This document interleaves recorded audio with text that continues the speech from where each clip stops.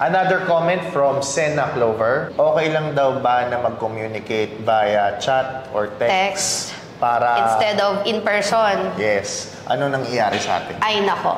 So ako, yan. Ilang taon na tayo. Sa tagal namin. Sa ngayon. Ano? Singit lang ako. Ay, ano? Nagwo-work siya kapag magkaaway kami tapos nasa harap namin yung mga bata. Minsan sabi ng anak namin, are you fighting and texting each other?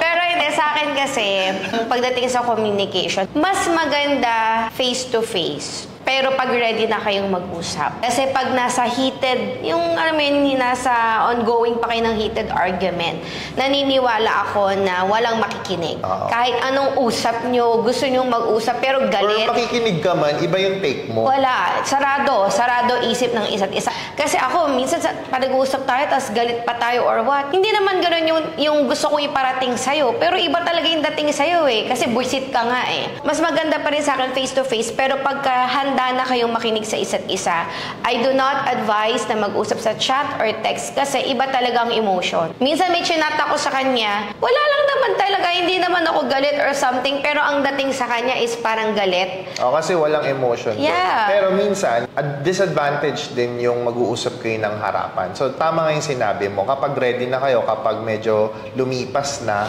yung tension, so just be wise on how to make use of it.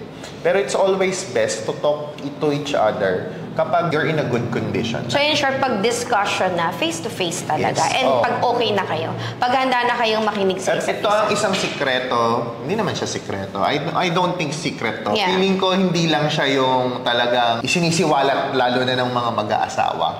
You will always tend to argue. You will always tend to maybe raise your voice to each other. Hindi may iwasan yan.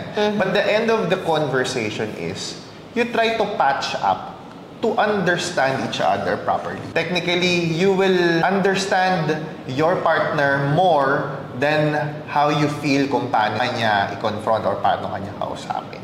So, para magiging on top na yung understanding. Yan, lalo na yung mga common sentiments na halimbawa, either yung babae ang matalak o minsan pati lalaki matalak. Kailangan ang mangingibabaw sa'yo yung pag-unawa, yung pag-understand mo dun sa partner.